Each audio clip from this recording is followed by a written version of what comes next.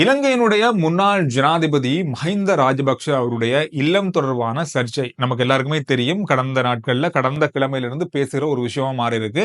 இன்னும் இது முடியாத ஒரு பேசு பொருளாகவே இருக்கு. காரணம், அரசாங்கம் எப்ப இந்த இல்லத்திலிருந்து வெளியேற உத்தியோகபூர்வமா அறிவிக்கிறாங்களோ அன்றைக்கு நாங்க அதுல இருந்து வெளியேறுவோம் அப்படின்ற பதில கூட அவங்க சொல்லியிருந்தாங்க. எனவே இந்த விஷயங்கள் எல்லாம் தொடர்ச்சியா பேசப்பட்டு கொண்டிருக்கு. அரசாங்கம் இன்னும் உத்தியோகபூர்வமா அந்த இல்லத்திலிருந்து வெளியேறதுக்கான கடிதத்தை கொடுக்கலன்னு சொல்றாங்க. ஆனா ஜனாதிபதி அவருடைய உரையில சொன்ன ஒரு விஷயம்னு சொன்னா, இந்த வாடகையை நீங்க செலுத்தல் அப்படின்னு சொன்னா நீங்க வீட்டை விட்டு வெளியேறலாம் அப்படின்ற மாதிரி சொல்லிட்டாரு.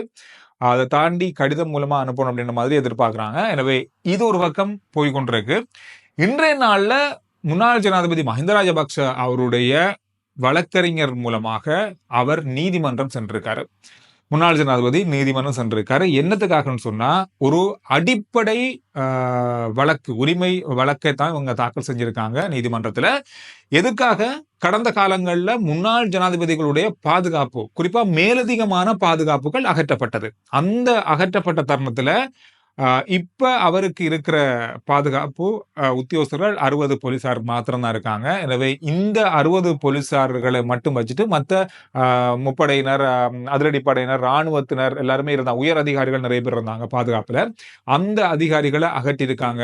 காரணம் இதுல சொல்லப்பட்டிருக்குன்னு சொன்னா, சரியான அவருடைய பாதுகாப்பு தொடர்பாக ஆராயாம அரசாங்கம் இந்த முடிவை எடுத்திருக்கிறதாகவும், இந்த பாதுகாப்பை மீளப்பெறுவதற்கான ஒரு அடிப்படை வழக்கத்தான் அவங்க தாக்கல் செஞ்சிருக்காங்க.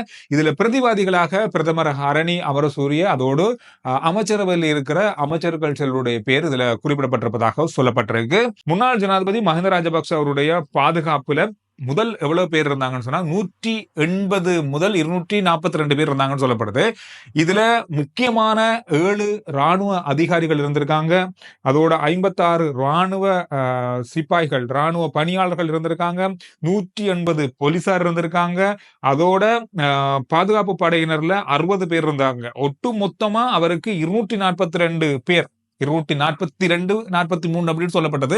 இவ்வளவு பேர் இருந்ததுல எல்லாரையும் அகற்றிட்டு 60 பேரை மாத்திரம் தான் இப்ப அவருடைய பாதுகாப்பாக வச்சிருக்காங்க. அதுலயும் போலீசார் தான் 99% இருக்காங்கன்னு சொல்லப்படுது. எனவே இது ஒரு அடிப்படை உரிமை மீறப்பட்டிருக்கிறது. அவருடைய பாதுகாப்பு சரியான முறையில, அவருடைய பாதுகாப்பு தொடர்பாக சரியாக ஆராயாம இந்த முடிவு எடுக்கப்பட்டிருக்கு. இதெல்லாம் மீளப்பெறுவதற்கான ஒரு வழக்கை தான் அவங்க தாக்கல் செஞ்சிருக்காங்க. வருகின்ற நாட்கள்ல என்னென்ன விஷயங்கள் இதுல இருக்க போகுது, எப்படி இந்த வழக்கு போக போகுது, என்ன தீர்மானம் எடுக்கப்பட போகுது அப்படின்றத பார்க்கலாம். இது அதிகமா இன்றைய நாள்ல முக்கியமா பார்க்கப்படுகின்ற ஒரு செய்தியாக இருக்கு.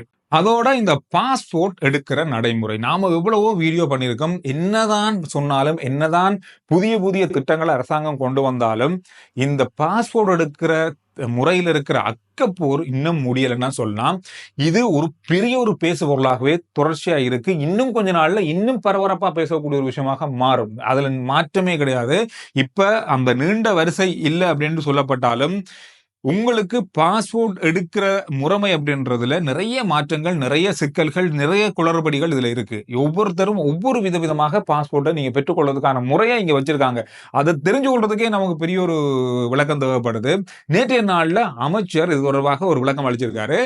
முக்கியமா சொல்ல போனா, பாஸ்போர்ட் எடுக்கிற முறைமையில ஒரு சில மாற்றங்கள் கொண்டு வந்திருக்காங்க. அதாவது இன்றைக்கு நீங்க பாஸ்போர்ட் எடுக்கிறதா இருந்தா உங்களுக்கு தேவைப்பாடு எப்படி இருக்கு, அவசரமா என்னதுக்கு தேவை அப்படின்ற நிறைய காரணங்கள் அங்க நாங்க உறுதிப்படுத்த வேண்டி இருக்கு. அதாவது முன்பதிவு செய்யணும் நீங்க ஆன்லைன்ல இன்றைக்கு நீங்க முன்பதிவு செஞ்சீங்களா இருந்தா உங்களுக்கு ஜூலை 28, 29 தேதி தான் உங்களுக்கு அதுக்கான அப்பாயின்மெண்ட் கிடைக்குது. கிட்டத்தட்ட 5 முதல் 6 மாதம்டா ஒருத்தர் பாஸ்போர்ட் எடுக்கிறதுக்கு 6 மாதம் காத்திருக்கணும் அப்படின்றதான் இதுல இருக்க முக்கியமான விஷயமே. சரி, அவசரமா பாஸ்போர்ட் எடுக்கணும்னு சொன்னா அதுக்கான பதிலும் அமைச்சர் சொல்லியிருந்தாரு. அதாவது அவசரமா பாஸ்போர்ட் எடுக்கிறேன்னு சொன்னா, பாஸ்போர்ட் அலுவலகத்துல பிரத்யேகமான ஒரு குழு அமைக்கப்பட்டிருக்கு.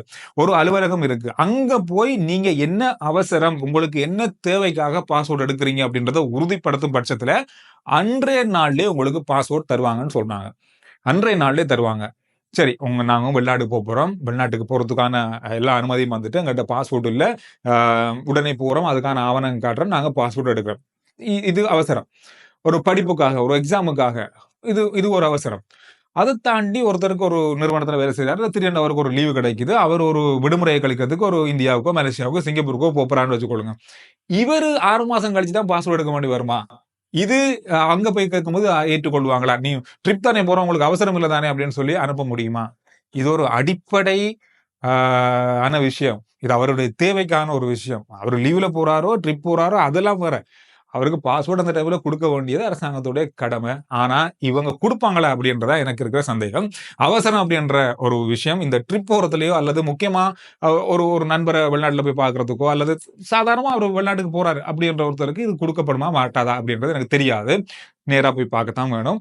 அது மட்டும் இல்லாம, வேற யார் யாருக்கெல்லாம் இங்க பாஸ்போர்ட்டுகள் வழங்கப்படுது? என்னென்ன அளவுல வழங்கப்படுது? அப்படின்றது ஒரு தகவலா அமைச்சர் சொல்லியிருந்தாரு.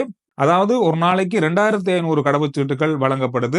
இதுல அவசரமா செய்யப்படுகின்ற விஷயங்கள் எல்லாம் சேர்த்து 2900 கடவுச்சீட்டுகள் இப்ப வழங்குறாங்க. கிட்டத்தட்ட 3000 கடவுச்சீட்டுகள் ஒரு நாள்ல வழங்குறாங்க.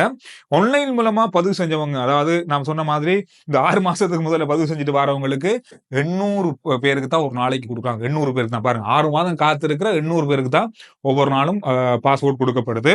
அதோட குழுவால அங்கீகரிக்கப்படுகின்ற, முதல்ல நாம சொன்ன மாதிரி முக்கியமான அவசரமான தேவை உடையவங்க, அந்த குழுவால அங்கீகரிக்கப்பட்டவங்கன்னு சொல்லி 650 பேருக்கு ஒரு நாளைக்கு குடுக்குறாங்க. வெளிநாட்டு தூதரகங்கள், வெளிநாட்டில இருந்து வாரவங்க, இலங்கையர்கள் வெளிநாட்டுல இருப்பாங்க. அவங்களுடைய பாஸ்போர்ட் முடிஞ்சிருக்கும். அந்த பாஸ்போர்ட்ட வந்து ரினிவல் பண்றதுக்கு, அல்ல புதுப்பிக்கிறதுக்கு அங்கிருந்து கடிதங்களோட அவங்க வருவாங்க. அவங்களுக்கும் இங்க ஒரே நாள்ல பாஸ்போர்ட்கள் வழங்கப்படுது. அவங்களுக்கு 500 கடவுச்சீட்டுகள் ஒரு நாளைக்கு 500 பேருக்கு வழங்குறாங்க. அதோட முன் சமர்ப்பிக்கப்பட்ட ஆவணங்கள் அடிப்படையில, அது என்னன்னு எனக்கு விளங்கல. முன் சமர்ப்பிக்கப்பட்ட ஆவணங்கள் அடிப்படையிலையும் பாஸ்போர்ட்டுகள் வழங்கப்படுது. அது 250 பாஸ்போர்ட்டுகள் ஒரு நாளைக்கு வழங்குறாங்க. அதோட கிளை அலுவலகங்கள் மூலமா 200 பாஸ்போர்ட்டுகள் வழங்கப்படுது. சாதாரணமான சேவை, இப்ப நான் வந்து ஒரு நாள் சேவைன்னு சொல்லுவோம். இப்ப சாதாரணமான சேவை இருக்கு. அந்த சேவைக்கும் 200 பாஸ்போர்ட் தான் வழங்குறாங்க. இவ்வளவுதான் வழங்கப்படுது ஒரு நாளைக்கு. எனக்கு தெரிஞ்சு ஒரு நாளைக்கு 2900 பாஸ்போர்ட் தான் வழங்குறாங்க. ஆனா பாஸ்போர்ட் ஆபீஸுக்கு ஒவ்வொரு நாளும் வரவங்க எண்ணிக்கை 5000க்கு கிட்டத்தட்ட. எவ்வளவு பேரு இந்த பாஸ்போர்ட் எடுக்கிறதுக்காக இன்னும் ஒரு அக்கப்போராகவே இருக்கு. இந்த விஷயங்கள் மாத்திரம் தான் இருக்கு. 2 விஷயங்கள் தான் இருக்கு பாஸ்போர்ட் எடுக்கிறதுக்கு. ஒன்று, முன்பதிவு செய்து 6 மாசம் கழிச்சு எடுக்கணும். அவசரமா தேவையானவங்க எடுக்கணும். அப்படி இல்லைன்னு சொன்னா வெளிநாட்டுல இருக்கிறவங்க உங்களுடைய பாஸ்போர்ட்டை ரினியூவல் பண்றதுக்கு அல்லது புதுப்பிக்கிறதுக்கு வரவங்க அந்த ஆவணங்களோட வந்தா ஒரு நாள்ல எடுக்க முடியும். இவ்வளவுதான் விஷயமே. இந்த பாஸ்போர்ட் விஷயம் எந்த அரசாங்கம் வந்தாலும் முடிக்கிற மாதிரி இல்ல, தீர்க்கிற மாதிரி இல்ல. ஏற்கனவே ஒரு வழக்கு இருக்கு. இந்த பாஸ்போர்ட் வந்து அந்த வழக்க துரிதமா முடிச்சிட்டு மேலதிக புதிய பாஸ்போர்ட்டுகளை கொள்வனவு செய்வதற்கான நடவடிக்கைகளை அரசாங்கம் எடுக்கிறதா சொல்றாங்க. அது எப்படி முடிய போகுது அப்படின்னு தெரியல. உண்மையை சொல்ல போனா இந்த பாஸ்போர்ட் அக்க போற கூடிய விரைவில் முடிச்சு வச்சா நல்லம். போன கிழமை நான் ஒரு விஷயம் உங்களுக்கு சொல்லியிருந்தேன். இந்த மின் கட்டண குறைப்பு தொடர்பாக பேசும்போது இந்த அதானி நிறுவனத்தினுடைய காற்றலை மின் உற்பத்தி, கிரீன் எனர்ஜின்னு சொல்றாங்க. இது காற்றலை மூலமா முழுமையா இலங்கைக்கு மின்சாரத்தை வழங்கக்கூடிய ஒரு ப்ராஜெக்ட். இது கடந்த அரசாங்கத்தின் மூலமா, அதாவது முன்னாள் ஜனாதிபதி ரணில் விக்ரமசிங்கே அவர்களுடைய அரசாங்கத்தின் மூலமா இது ஒப்பந்தம் செய்யப்பட்டது. அதானி நிறுவனத்தினுடைய ஒரு ப்ராஜெக்ட்ஸாக இருக்கு. மன்னார் காற்றலை மின் உற்பத்தி நிலையம். இது நிறுத்தப்பட்டுள்ளது அப்படின்ற மாதிரி ஒரு செய்தி பரவலா கடந்த நாட்கள்ல இருந்தது. ஆனா நாம கடந்த கிழமை சொன்ன போது இது நிறுத்தப்படுறதுக்கு வாய்ப்பு இல்லை, இது வேறொரு நிறுவனம் மூலமா அதே நிறுவனத்துக்கு இது கொடுக்கப்படும் அப்படின்னு சொல்லி அந்த நிறுவனம் இன்றைய நாள் ஒரு ஊடக சந்திப்பில் சொல்லியிருக்காங்க. இவ்வாறு பேசப்படுகின்ற, அதாவது இந்த அதானி நிறுவனத்துடைய கிரீன் எனர்ஜி காற்றலை மின் உற்பத்தி நிலையம், மன்னாருடைய நிலையம் வந்து நிறுத்தப்பட்டுள்ளது அல்லது ரத்து செய்யப்பட்டுள்ளது என்ற செய்தி வந்திருக்கு. அதுல எந்த விதமான உண்மையும் இல்லை. அரசாங்கத்தோட இந்த மாதம் ஆரம்பத்துல பேசப்பட்டிருக்கு. கடந்த அரசாங்கத்தோடு செய்து கொள்ளப்பட்ட அந்த ஒப்பந்தத்துல அந்த கட்டண விவரங்கள் தொடர்பாக மீள் ஆய்வு செய்யப்படுகிறது. இந்த மீள் ஆய்வு செய்யப்பட்டதுக்கு பிறகு இது மீண்டும் இந்த வேலைகள் ஆரம்பிக்கப்படும். இது ரத்து செய்யப்படல என்று அதானி நிறுவனமே சொல்லியிருக்காங்க. எனவே இதுல வந்து இந்த அரசாங்கம் என்ன சொல்லியிருந்தாங்கன்னு சொன்னா, கடந்த அரசாங்கத்துல இந்த ஒரு யூனிட்டுக்கு எடுக்கப்படுகின்ற தொகையில அல்லது எடுக்கப்படுகின்ற அல்லது விற்கப்படுகின்ற அந்த அளவுல ஊழல் நடந்திருக்கு. அதிகமான தொகைக்கு வித்து மக்கள் மத்தியில வார பணத்தை சில அரசியல்வாதிகள் கமிஷனா எடுக்கிறதுக்கு முயற்சி செஞ்சிருந்தாங்க. அதை தடுத்து என்ன அதால வருமானம் வருதோ அந்த வருமானத்தோட அப்படியே சேர்த்து மக்களுக்கு குறைந்த செலவுல மின்சாரத்தை கொடுக்கிறது தான் இதன் நோக்கமா இருக்குன்னு சொல்லியிருந்தாங்க. அந்த அடிப்படையில் அதுக்கான மீளாய்வு நடந்து கொண்டிருக்கு. அந்த மீளாய்வு உறுதிப்படுத்தப்பட்டதுக்கு பிறகு இந்த ப்ராஜெக்ட் கண்டிப்பா நடக்கும் அப்படின்றது மட்டும்தான் இதுல இருக்கிற செய்தியில உண்மையாக இருக்கு. எனவே இந்த விஷயங்கள் இன்றைய நாளிலையும் மிக ஒரு முக்கியமான செய்தியாக பார்க்கப்படுது. அதோட தேங்காய், அரிசி இந்த மாதிரி கதைகள் தொடர்ச்சியாகவே இருந்து வருது.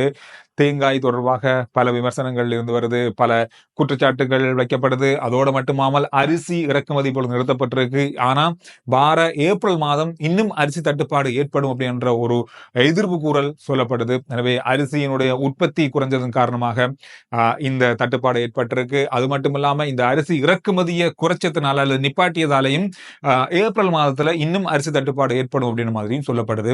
எது எப்படியோ இந்த விஷயங்கள் இன்றைய நாள்ல அதிகமா பேசப்பட்ட விஷயங்களாக மாறி இருக்கு. RJ Chandru report YouTube channel, Facebook page, WhatsApp channel எல்லாத்தையும் ஃபாலோ பண்ணுங்க. அடுத்த வீடியோல நான் உங்களை சந்திக்கிறேன்.